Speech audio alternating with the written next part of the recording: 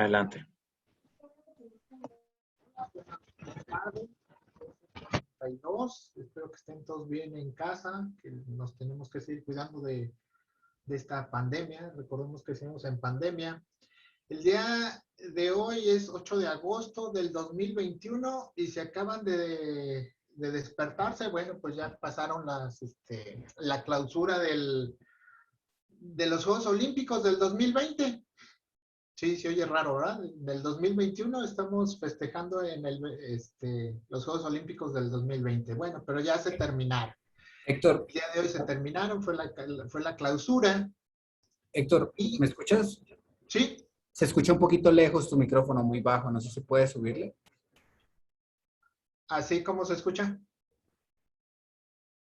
Pues creo que un poquito mejor, pues más o menos. A ver. Déjame ver. Yo lo escucho bien, David. ¿No será tu computadora? ¿Lo escuchas bien? Ah, pues a ti te escucho con un volumen alto, o sea, bien. Sí, yo lo escucho bien a Héctor. Sí, lo escucho bien también. Sí, yo también, hijo, debe ser tu computadora. Ah, entonces soy yo. Me gusta cómo los colombianos dicen computador en vez de computadora. Ok, ¿ya me escuchan bien todos? ¿Sí? Ya mejor. Ok, bueno. Entonces comentábamos, ¿no? Que el día de hoy terminaron los Juegos Olímpicos del 2020, estamos en el 2021 y bueno, seguimos en pandemia y hemos tenido que cambiar muchas cosas en nuestra vida, incluyendo las fechas de terminación de los Juegos Olímpicos. Pero si se dan cuenta el día de hoy, para muchas personas, ahora que terminaron los Juegos Olímpicos, cambia mucho su vida, ¿sí? Para muchos deportistas que a lo largo de estos 15 días ganaron algunas medallas, su vida va a ser completamente diferente. En algunos lados van a ser recibidos como héroes, en otros lados va a cambiar su vida completamente en la cuestión económica, en algunos lados van a cambiar su lugar de residencia, van a cambiar todo este tipo de cosas. Y también la comunidad, toda la comunidad de Tokio, pues ya terminaron los Juegos Olímpicos, donde se prepararon durante muchos años. Seguramente muchas personas dejarán de trabajar en lo que estaban trabajando anteriormente. Entonces eso implicará un cambio también radical en sus vidas, ¿sí? Y esas situaciones de cambios radicales en las vidas de cada uno de nosotros, a todos nos pasan. No sé si usted se acuerde, pero por ejemplo, cuando usted cambió de la primaria a la secundaria, usted sentía que ya era una persona suficientemente grande, adulta, y que iba a poder tomar las decisiones de su vida.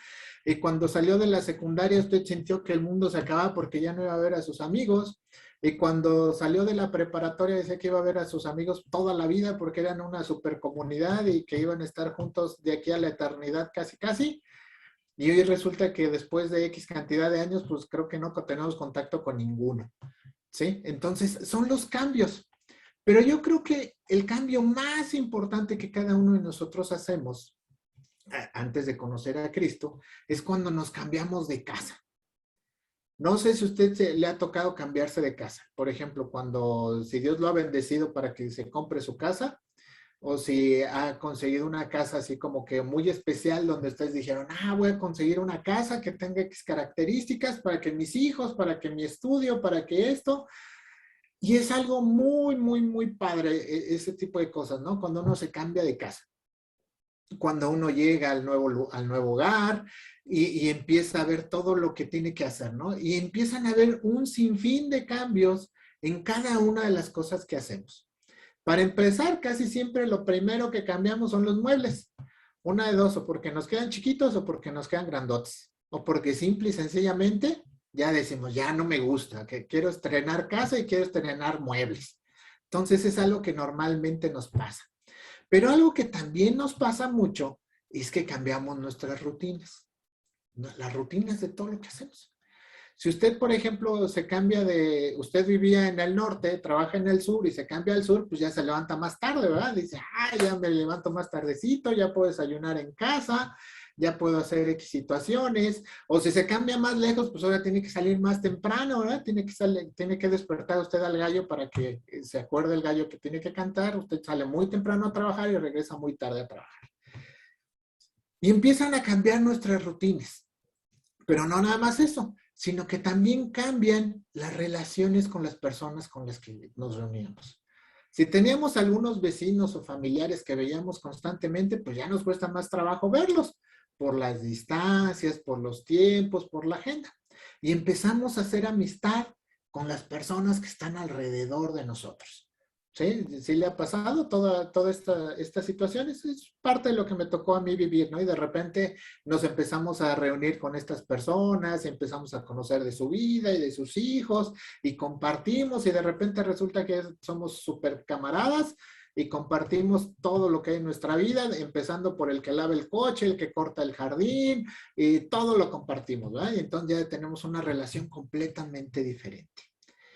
Pero si yo le dijera, ¿cuál es el cambio más importante que ha tenido en su vida? ¿Qué me respondería? Algunos nos diríamos, no, pues es que cuando me cambié de país, ¿verdad? Los que vienen de Colombia. O a lo mejor los que somos migrantes diríamos, no, pues cuando me subí a la bestia y me bajé en Guadalajara, ¿no? O cosas por el estilo. Cada uno de nosotros tendría algo que dijera, no, ese fue el cambio más importante de su vida. Pues no. El cambio más importante de su vida es cuando usted reconoció el señorío de Cristo en su vida. Ese es el verdadero cambio más importante. Todos los demás son pequeños cambios, pero este cambio es un cambio radical y completo en su vida. Es un cambio tan importante que lo primero que nos hace es sacarnos de ser unos viles pecadores sin esperanza y nos convierte en personas que hemos sido perdonadas por todos nuestros pecados y que ahora tenemos una esperanza de una vida eterna en la presencia del Señor cuando Dios nos llame a su presencia. ¿Sí? Y muchos de nosotros creemos que ahí es donde se termina la situación de un creyente. Ya creí en Dios, ya lo reconocí, como Cristo es lo más importante en mi vida, reconozco su sacrificio en la cruz, murió ahí por todos mis pecados, todavía la resurrección me da esperanza de una vida eterna, ¿sí? Y estoy completamente justificado y voy a estar en la presencia del Señor toda la eternidad. Y muchos cristianos se detienen justo aquí, en este cambio en su vida, en únicamente reconocer el señorío de Cristo en su vida. Y ciertamente, todos cuando tenemos un reconocimiento de Cristo en nuestra vida, pues ha cambiado todo, ¿sí? Cambia todo porque ya tenemos una esperanza de una salvación. Nuestro espíritu ha sido salvado, ¿sí? Y muchos de nosotros empezamos a hacer pequeños cambios en nuestra vida, ¿no? De repente ya empezamos a apartar un tiempo los domingos para congregarnos, y si nuestra iglesia se reúne a las 9 de la mañana, pues decimos, bueno, de 9 a 11 ya los domingos no voy a hacer nada, me voy a congregarme, siempre y cuando no tenga otra cosa que hacer en mi agenda, ¿sí? Entonces lo empezamos a hacer, ¿no? Y de vez en cuando nos ponemos a leer nuestra Biblia, nos aprendemos algunos pasajes, algunas historias, para que todos los que están a nuestro alrededor digan, se está esforzando un montón, cuánto ha aprendido este joven, ya sabe cuáles son los 66 libros de la Biblia, ¿sí? Nosotros nos sentimos así como que, soy fantabuloso porque ya me aprendí todos los libros, ¿verdad? O ya me sé la historia de Jonás, o ya me sé el Padre Nuestro, o ya sé que hay en Deuteronomio 28, o cosas por el estilo, ¿no? Y ya es así como que nuestro ego se sube y nos sentimos mucho porque se nota el esfuerzo de lo que estamos haciendo, ¿no? Algunas veces acostumbramos ya a orar por los alimentos, ¿no? Y de vez en cuando en alguna reunión ponemos cara así como de compungidos, apretamos todo lo que se puede apretar y empezamos a orar y decir sí, amén, amén, y para que todo el mundo vea que somos bien apasionados en la oración, ¿verdad? Muchos de nosotros quizás hasta empezamos a escuchar alabanzas en todos lados, ¿sí? Ya no dejamos a los Rolling Stones, a los Doors, a Queen y a todos esos, o a Lupillo Rivera, quien usted escuche, lo deja de lado y ya pone sus alabanzas pues del que quiera, ¿no? De Jesús Adrián Romero, de Gilson, de quien usted se acuerde. Sí, ya nos sentimos bien espirituales porque escuchamos alabanzas, ¿sí? Y cuando nos queda algo de tiempo en nuestra apretada agenda, pues quizás podemos darnos el lujo de asistir a algún horario que se acomode a mi agenda, ¿sí? Porque si no se acomoda a mi agenda, pues no voy a asistir porque primero es mi agenda, ¿sí? Y entonces a lo mejor me inscribo a un cursillo que nos estén dando por ahí y seguimos teniendo nuestra vida normalita, ajustando algunas pequeñas cosas, ¿no? Y si alguna vez tenemos tiempo y podemos asistir y tenemos ganas de asistir a una reunión de oración de varones, de mujeres y de todas aquellas que se hacen, porque todas esas son opcionales, la única que cuenta es el domingo, ¿verdad? Todos decimos, la que cuenta es el domingo, todas las demás no importan, ¿sí? La importante es el domingo. Y entonces esos son los cambios que hacemos en nuestra vida. Y la pregunta es, ¿esto es malo o está bien? Pues no, no es malo, es bueno hacer los cambios, ¿sí? Pero se nos olvidan dos pequeñas cosas. La mayoría de nosotros, como cristianos, olvidamos dos cosas súper importantes después de que hemos reconocido el señorío de Cristo en nuestras vidas.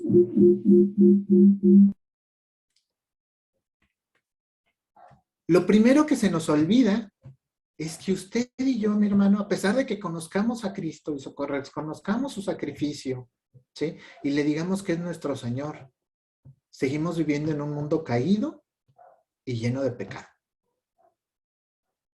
Y así, que aunque sabemos que nuestro destino está en estar con Cristo, se nos olvida que nuestra vida está aún bajo el control del pecado. Igualito que como estábamos antes de conocer a Cristo. Y lo segundo, se nos olvida que no únicamente somos espíritu. Usted y yo también somos alma y cuerpo. Y alma me refiero a todos nuestros pensamientos, a todas nuestras emociones y a todo lo que hacemos. Y obvio, el cuerpo me refiero a la carne. Se nos olvida eso. Y sí, aunque nuestro espíritu haya sido justificado, y es muy probable que el alma y nuestro cuerpo continúe bajo el cautiverio y el dominio del pecado, aunque hayamos reconocido a Cristo como nuestro Señor y Salvador. Entonces, tenemos que entender que tanto nuestro espíritu como nuestro cuerpo también tienen que ser liberados del pecado, no únicamente nuestro espíritu, ¿sí? Y cuando nosotros olvidamos esas dos pequeñas cosas, ¿sí? Es que muchas veces tenemos altibajos en nuestra vida cristiana. En muchas ocasiones logramos vivir bajo el señorío de Cristo en periodos largos o cortos, dependiendo de cada uno de nosotros en nuestra vida. Y todo marcha a tambor batiente. Y hacemos todo y asistimos a todo y todo estamos, y nuestra vida se nota que tenemos esa relación con Cristo. Pero en otros momentos caímos nuevamente. Caemos nuevamente en el cautiverio del pecado en nuestras vidas. Y eso es muy común. Es tan común como que hace rato nos estaba contando David, ¿sí? Que el pueblo elegido de Dios ha caído muchas veces. No cayó una, ni dos, ni tres. Era una tras otra. Y esta es una lucha que usted y yo tenemos que entender que vamos a tener a lo largo de toda nuestra vida. Nuestro espíritu ya está salvado. Pero su alma, lo que usted piensa, lo que usted cree, lo que usted hace, y su carne, seguimos aquí. Y somos capaces de caer en pecado en cualquier momento.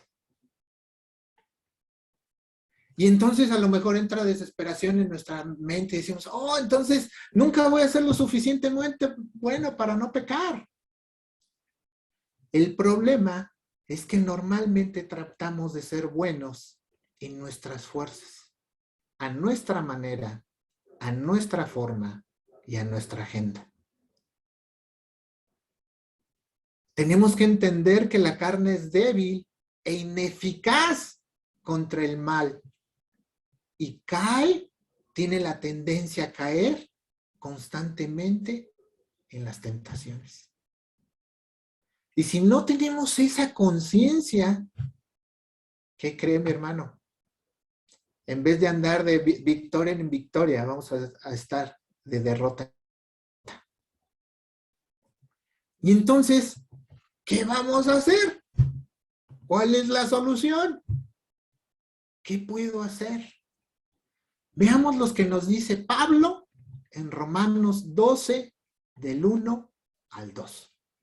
Romanos 12, del 1 al 2. En lo que prenden su Biblia electrónica, en lo que otros la buscan en papel, en lo que otros le soplan por ahí el vecino de al lado. El día de hoy voy a leerles la Nueva Traducción Viviente. ¿Sale?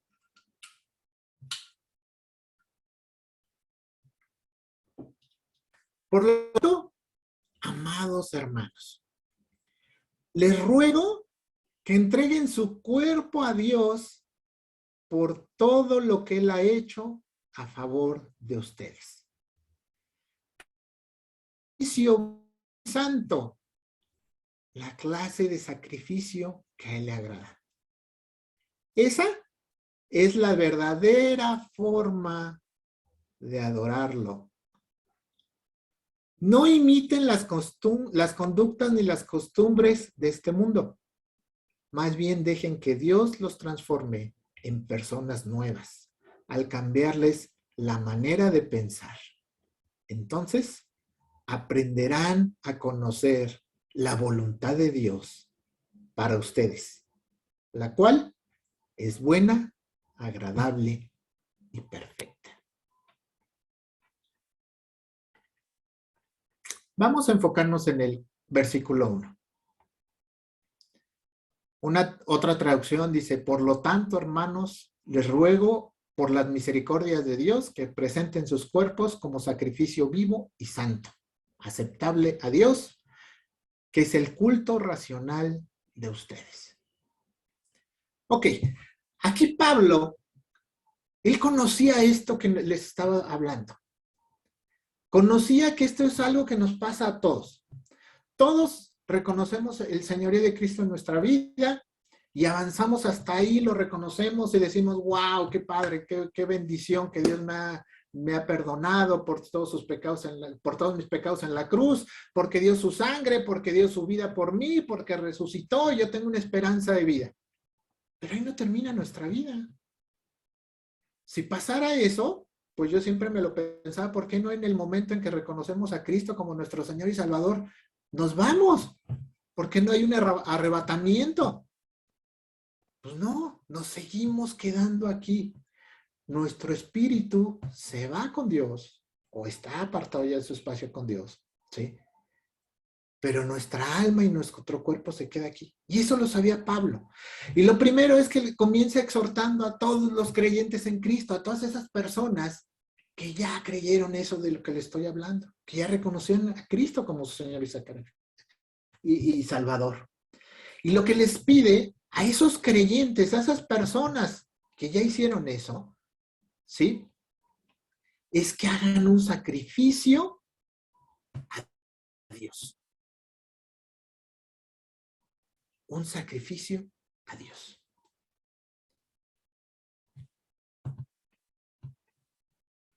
Las traducciones que tenemos en la Biblia no nos ayudan mucho porque no lo podemos entender. Tenemos que ir a los lenguajes antiguos para entenderlo. A lo que se refería cuando decía agradable a Dios, es que dice que tenemos que tener una vida que sea agradable a Dios. Que estemos conscientes de lo que estamos haciendo. Que sea un pensamiento completamente racional, con una mente completamente nueva, con un corazón nuevo, ¿sí? Y a eso se le llama un culto racional. Es decir, usted y yo tenemos que aprender a dominar nuestra carne como si fuera un sacrificio para Dios por todo lo que Él haya hecho, Pero ese sacrificio es un sacrificio consciente y racional. Y no se refiere a un sacrificio como los que había en el Antiguo Testamento de sangre. ¿Sí? Séneca, un filósofo y político romano, que era contemporáneo de Pablo, lo escribió perfectamente y muy hermoso.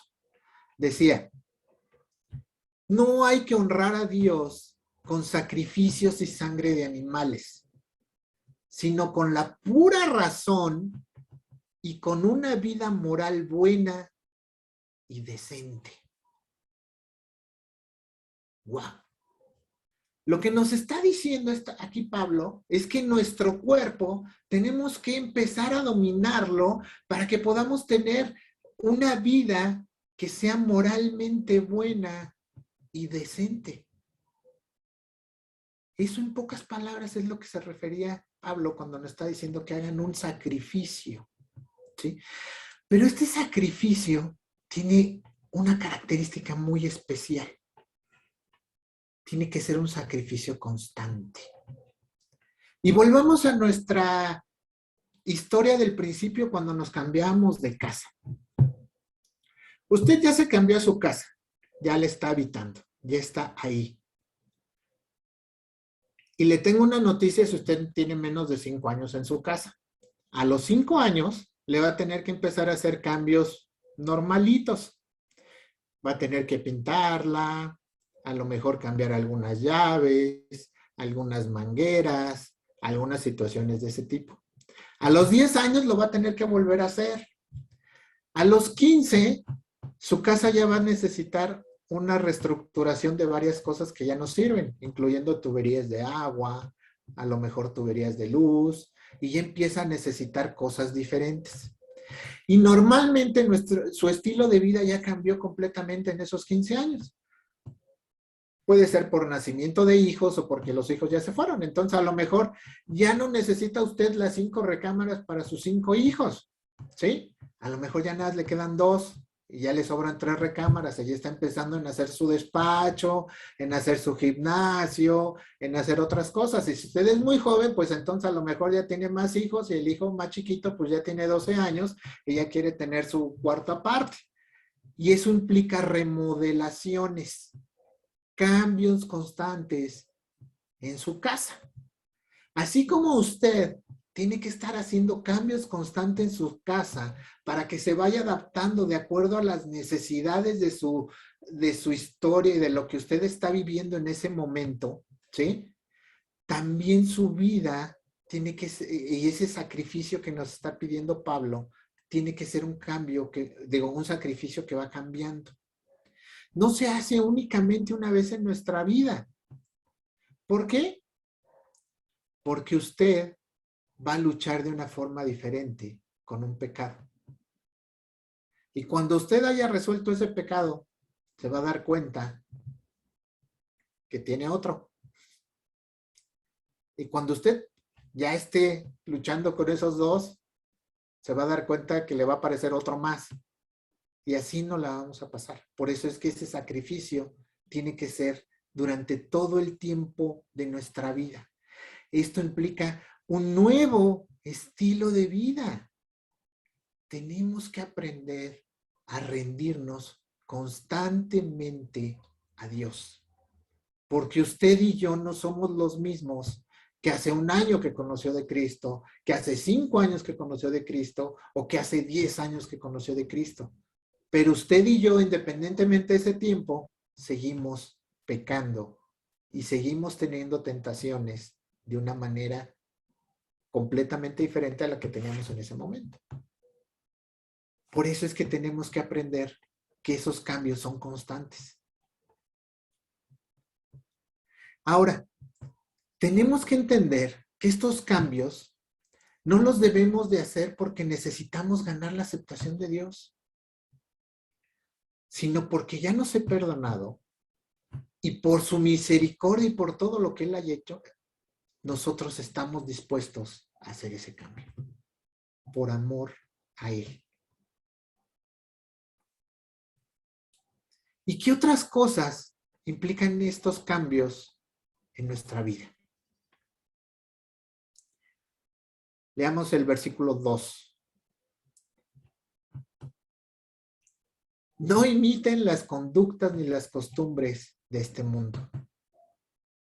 Otra traducción dice, y no se adapten a este mundo,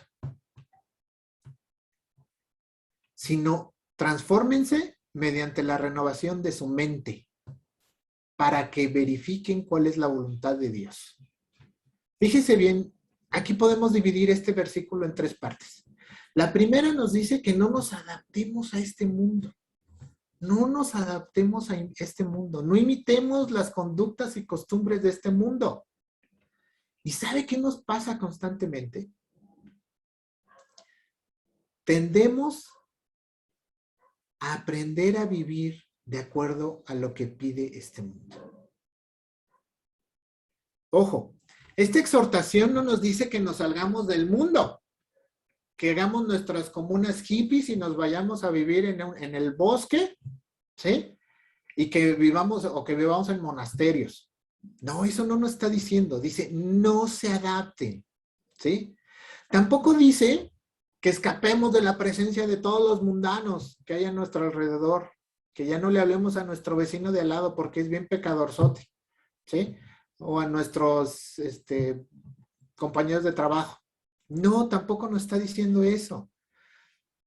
Y tampoco quiere decir que no usemos las cosas que usa la mayoría de las personas que son a base de la tecnología. No le está diciendo no se vacune, no le está diciendo no use computadoras, no le está diciendo no use teléfonos, ¿sí? Porque tenemos que entender que la ciencia se desarrolló gracias a Dios y es buena para todos, ¿sí? Entonces no debemos de entender eso, que vivir al estilo de este mundo no significa me voy a hacer mi mundo aparte. Quiere decir que nosotros no tenemos que hacer lo mismo que hacen las otras personas. ¿Y sabe qué nos pasa? Que tenemos una tendencia a copiar todo lo que hace el mundo y lo cristianizamos. A todo le ponemos música cristiana, fiestas cristianas, a todo le ponemos el término cristiano, ¿sí? Y no nos está llamando a hacer eso Dios. Lo que nos está diciendo es, no te acostumbres a vivir como vive el mundo. Y hoy en día, desgraciadamente, vemos iglesias que permiten cada cosa dentro de sus liderazgos y dentro de la gente que participa dentro de las iglesias. Está bien visto la homosexualidad cuando la Biblia dice otra cosa.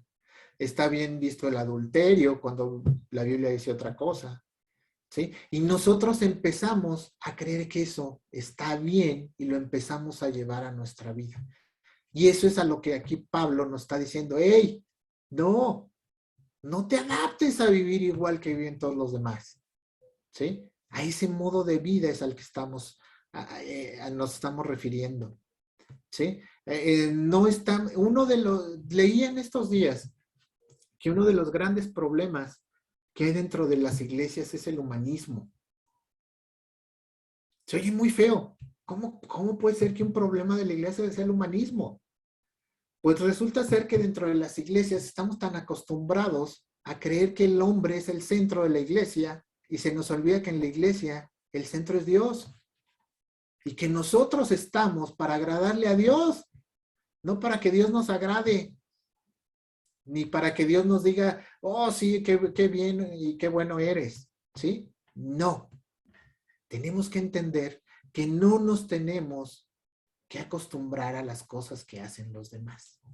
Y luego de ahí nos pide que hagamos una transformación en la forma de pensar. Transfórmense mediante la renovación de la mente. ¿Cómo es esto? ¿Vamos a tirar nuestro cerebro? ¿Vamos a ir con alguien que nos haga una cirugía de cerebro y nos lo cambie por otro nuevo porque este está muy pecador? O póngame uno, por favor, libre de cerebro, libre de pecado. Sí. No se está refiriendo a esto. Nos tenemos que entender que tenemos que empezar a cambiar nuestra forma de pensar. nuestra forma de reconocer nuestra vida como cristianos, nuestra forma de hacer las cosas que hacemos todos los días. A eso es a lo que se refiere. Tenemos que aprender a conocer su palabra, pero no nada más aprendérnosla de memoria.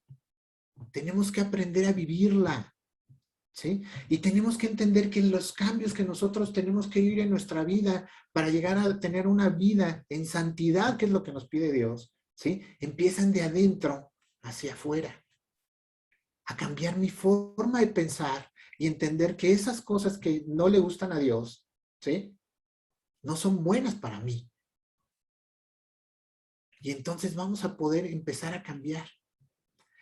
Y cuando usted puede cambiar su forma de pensar, usted va a poder cambiar su forma de comportarse, su forma de actuar con usted mismo, su forma de actuar con su familia, su forma de actuar en la iglesia, su forma de actuar en su trabajo, en su escuela, en donde usted esté.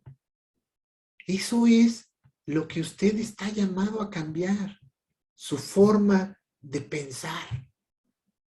¿Sí? Ahora, la última parte, el último punto, a lo mejor nos va a costar un poco de trabajo entenderlo. Dice, comprobar la voluntad de Dios. Comprobar la voluntad de Dios.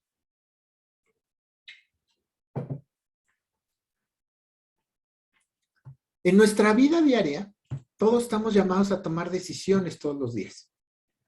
Desgraciadamente, como creyentes, muchas veces tomamos esas decisiones de acuerdo a lo que la sociedad cree que es bueno y el mundo espera que tomemos.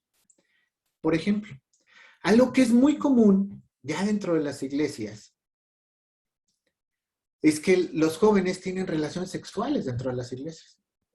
Eso es algo que Dios dice que no es bueno. Pero hay iglesias que hasta lo promueven. Hay iglesias que promueven que antes de casarse primero se vayan a vivir juntos para ver si funcionan y luego ya se puedan casar. Eso es muy triste. Y eso quiere decir que estamos queriendo tocar la voluntad de Dios en nuestra vida. Queremos hacer las cosas de acuerdo a que lo que nosotros creemos que está bien y lo que la sociedad ve que está bien. ¿Sí?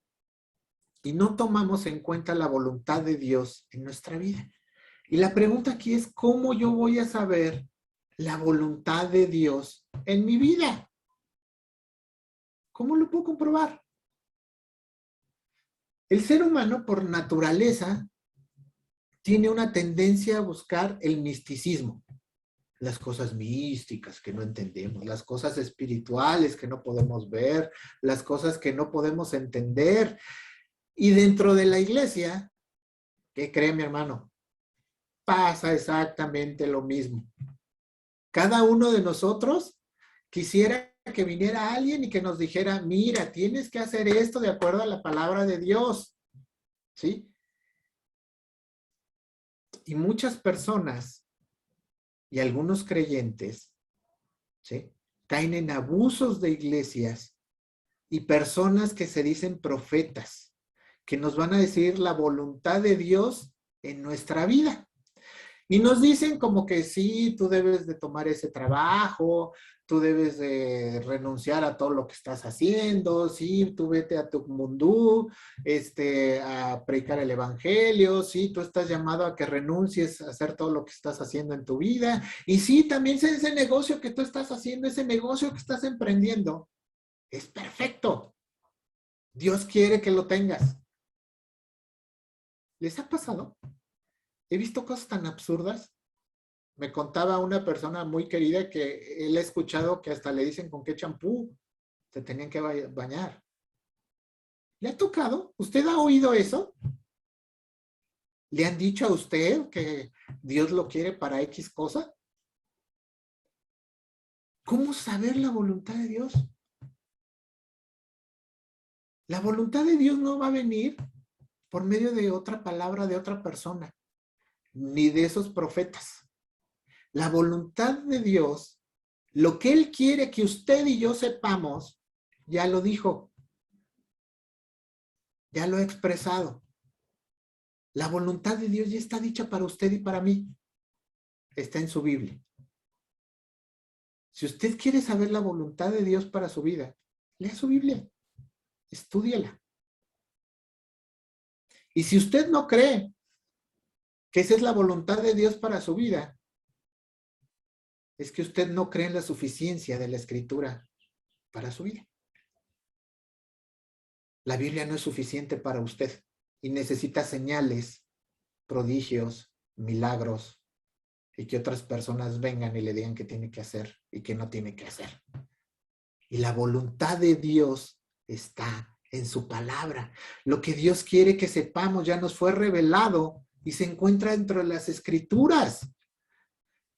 Y cuando usted se involucra con esas Escrituras, no nada más a tener una lectura superficial, sino a involucrarse un poquito más, a empezar a estudiarla, a empezar a entenderla, a empezar a ver todo lo que implicaba, los contextos, todo ese tipo de cosas que vienen en la palabra.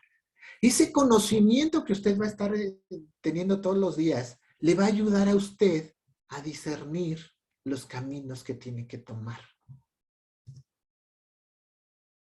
No es porque venga otra persona a decírselos. No es porque aviente la Biblia y donde abrió y diga, sí, tienes que... No, eso no es. Es el conocimiento de la palabra lo que a usted le va a dar discernimiento para saber qué hacer. Y ese discernimiento, ¿sí? Lo va a ayudar a usted a que reconozca lo que es bueno, aceptable y perfecto para Dios y para usted. ¡Wow!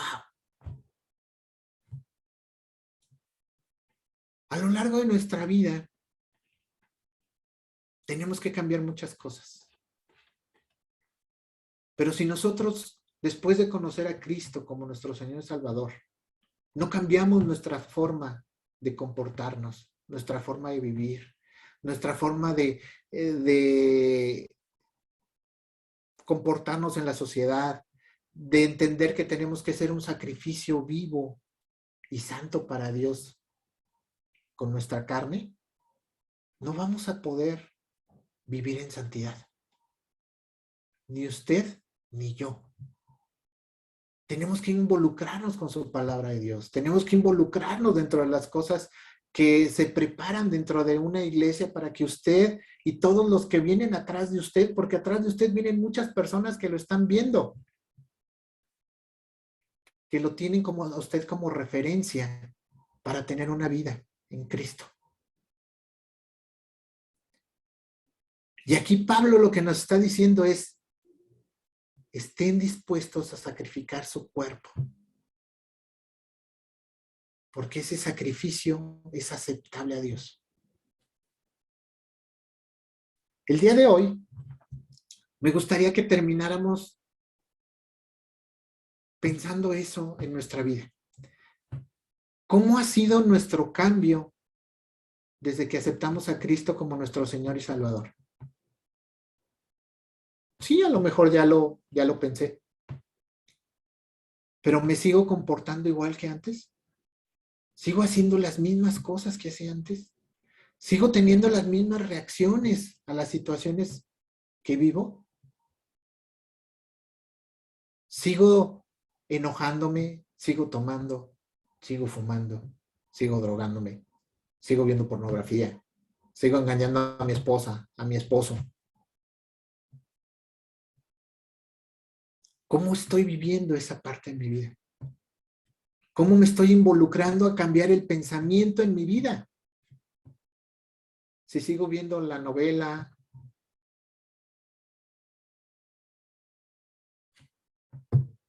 y todo lo que pasa en los medios. O estoy empezando a cambiar mi forma de pensar.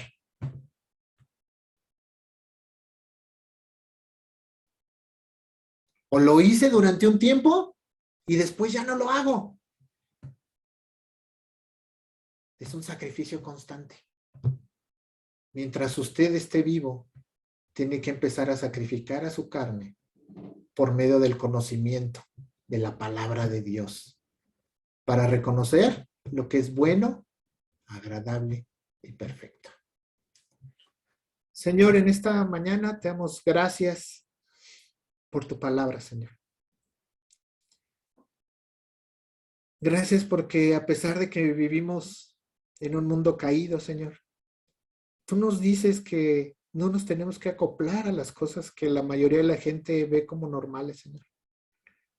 Tú nos diste un manual de conducta, Señor, un manual de cosas que tenemos que hacer, Señor. Tú eres perfecto y santo. Y si nosotros queremos ser como tú, tenemos que aprender a vivir en santidad. A vivir alejados de ese pecado que va a estar aquí todos los días de nuestra vida. Ayúdanos a poder identificar eso, Señor, esos pecados en nuestra vida. Ayúdanos a que no olvidemos que estamos en un lugar lleno de pecado, en cada lugar a donde vayamos, en medio de nuestra casa, en medio de nuestro trabajo, en medio de los viajes, en medio de cada situación en la que vivimos, Señor. Y ayúdanos a que cada uno de nosotros podamos aprender a controlar nuestra carne, Señor. Esa carne que muchas veces controla más nuestra vida, Señor, que nuestros propios pensamientos. Esa carne que muchas veces nos ha hecho tomar decisiones que han afectado a muchas personas, Señor, a pesar de que decimos conocer de Cristo. Sabemos que es una lucha constante, Señor, una lucha diaria. Te pido, Señor, que a cada uno de nosotros, Señor, y a cada una de las personas que compartimos el Evangelio, Señor, nos des las fuerzas para seguir avanzando, Señor. Seguir conociendo tu palabra, Señor. Que podamos tener el valor de querer ser un poco más santos todos los días, Señor.